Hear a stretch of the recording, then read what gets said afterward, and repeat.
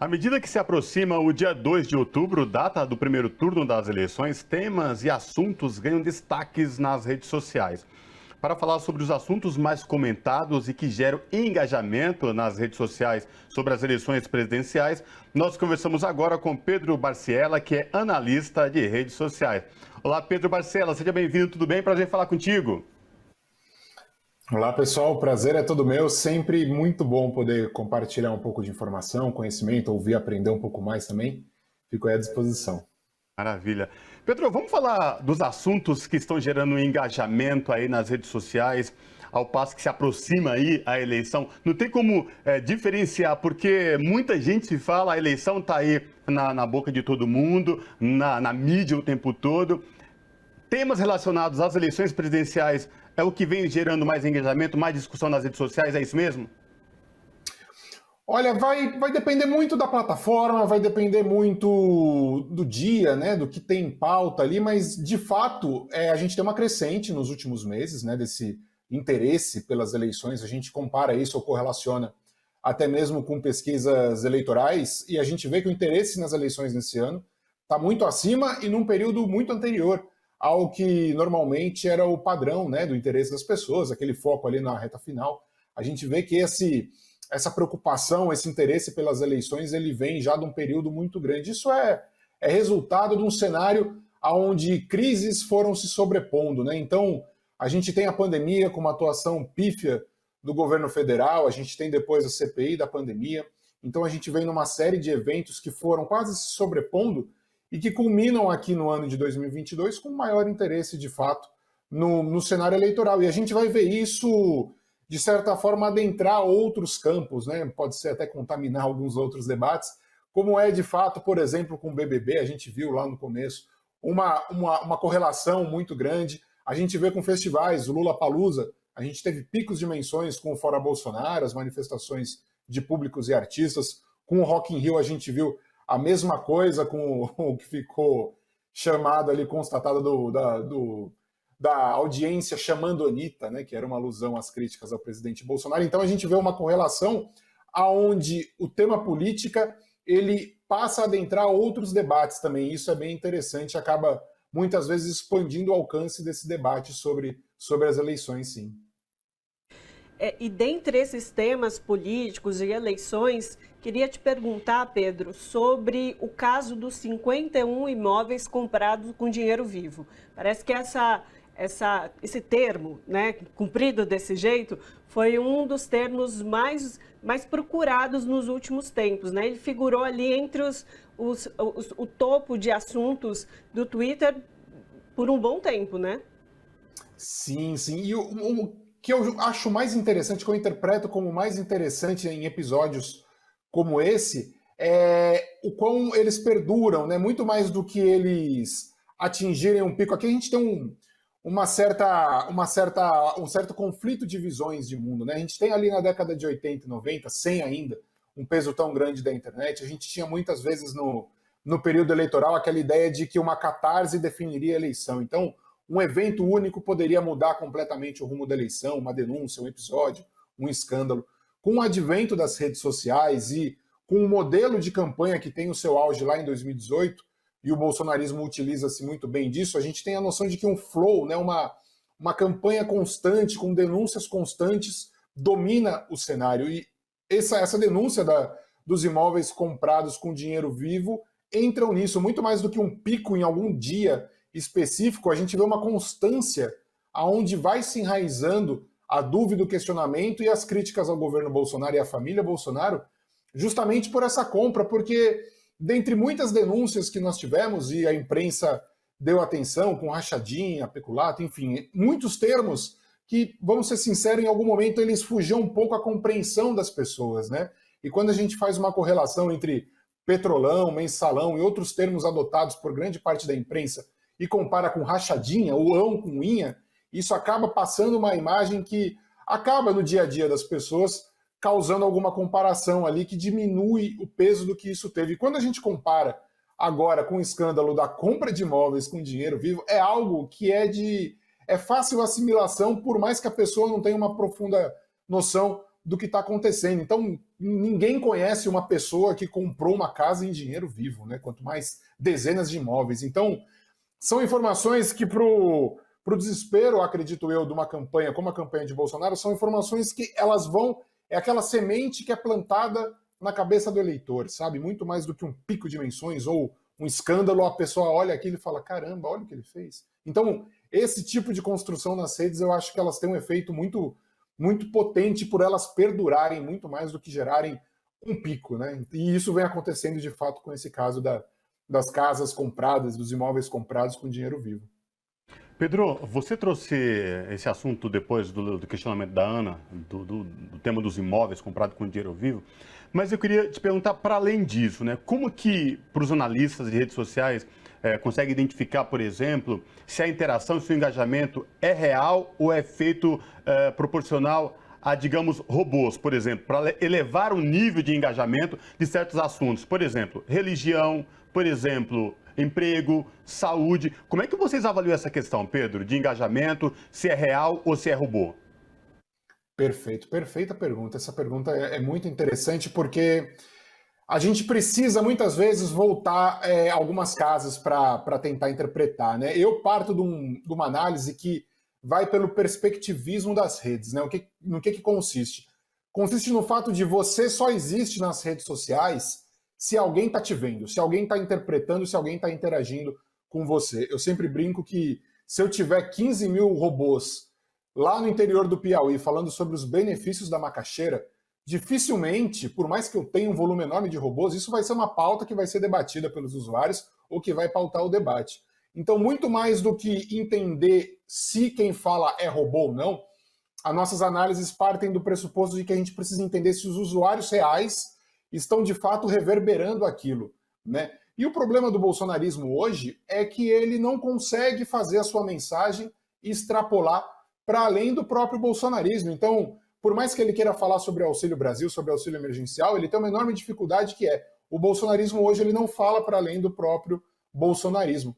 Aí uma comparação que eu faço é aqui em São Paulo, lá em 32, quando São Paulo entra em guerra com o resto do Brasil, eles utilizavam, por falta de armamento, por falta de munição, um equipamento que se chamava matraca. A matraca basicamente simulava o efeito de uma metralhadora e na trincheira o adversário não sabia se o paulista estava atirando, se o paulista tinha munição ou se de fato não tinha ninguém armado ali. O bolsonarismo ele tem um costume de fazer isso nas redes sociais. Por mais que eles sejam um volume reduzido de usuários em determinada pauta, eles emulam uma produção de conteúdo e de interações muito maior do que de fato eles são em proporcional ali aos usuários bolsonaristas. Então quem está do outro lado, se não tiver um acompanhamento de análise de redes, um acompanhamento do cenário eleitoral, vai de fato achar que o bolsonarismo muitas vezes ele é maior do que é.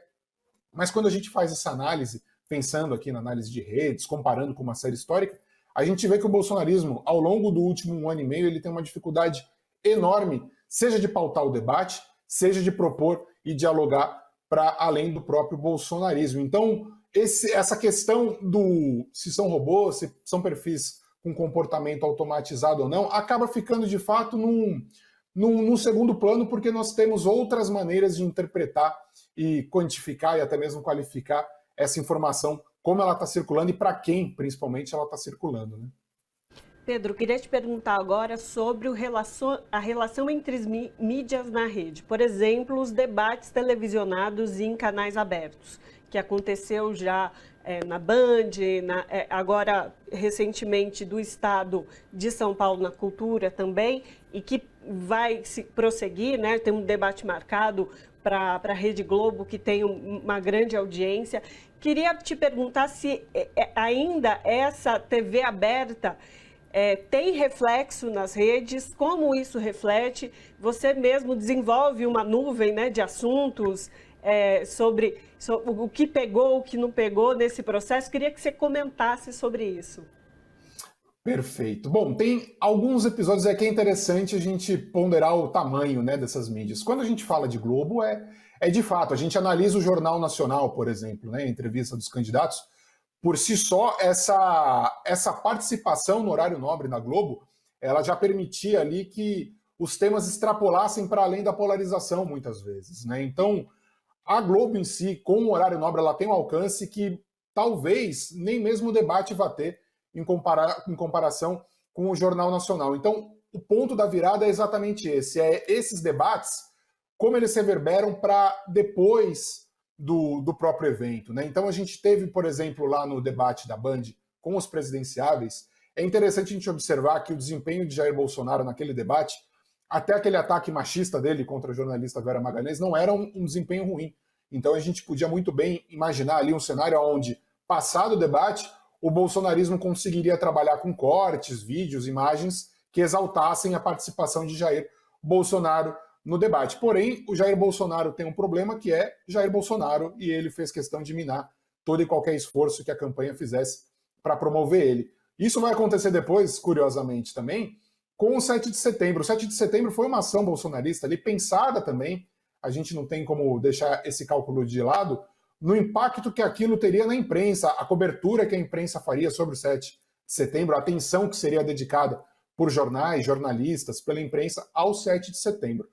Tudo ia bem se não fosse algo que era, de certa forma, esperado e planejado há 50 anos, que era a morte da rainha da Inglaterra.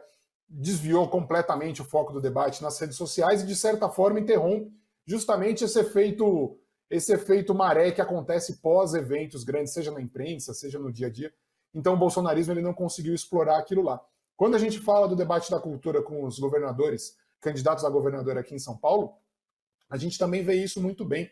A gente teve uma audiência baixa durante o debate, mas no pós-debate a gente vê o estrago que aquela atitude machista do deputado bolsonarista causou na campanha de Tarcísio, causou na campanha do próprio candidato, e como isso impediu, de certa forma, que o bolsonarismo utilizasse recortes, trechos que seriam explorados no pós-debate, né? Então, pensando na Globo, pensando na mídia, a gente tem que ter a ideia do peso que eles têm ali na hora, e isso é inegável, né?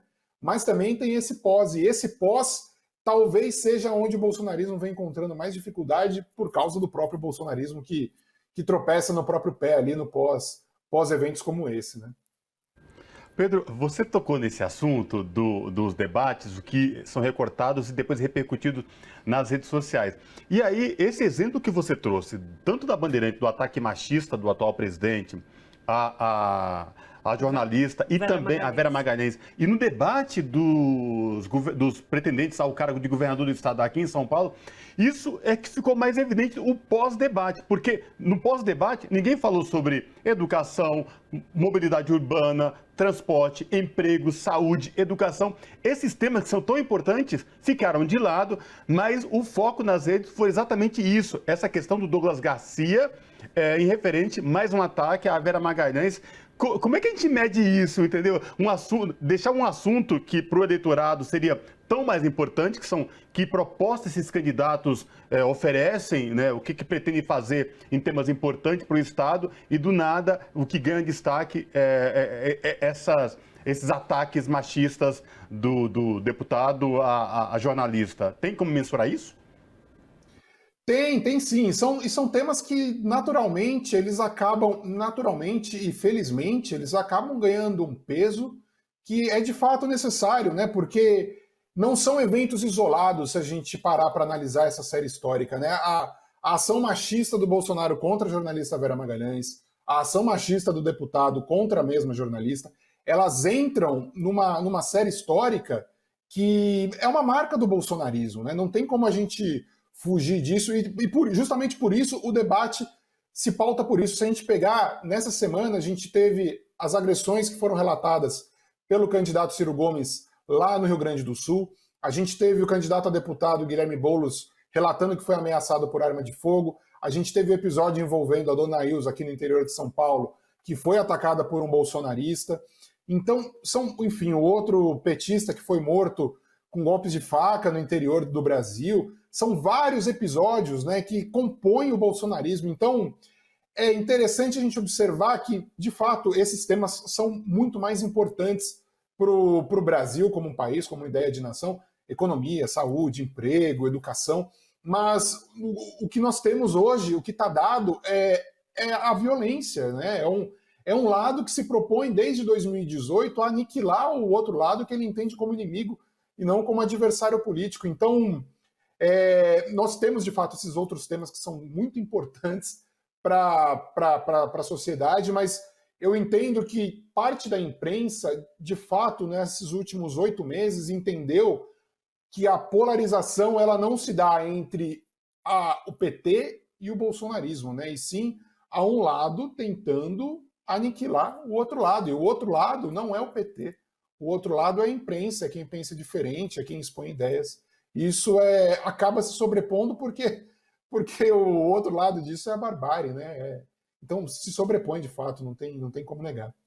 É isso, então, conversamos com Pedro Barciela, que é analista de redes sociais com foco em política. Pedro, muitíssimo obrigada pela sua participação com a gente aqui hoje. Eu que agradeço, pessoal. Fico à disposição. Muito bom conversar com vocês. Abraço. Abraço.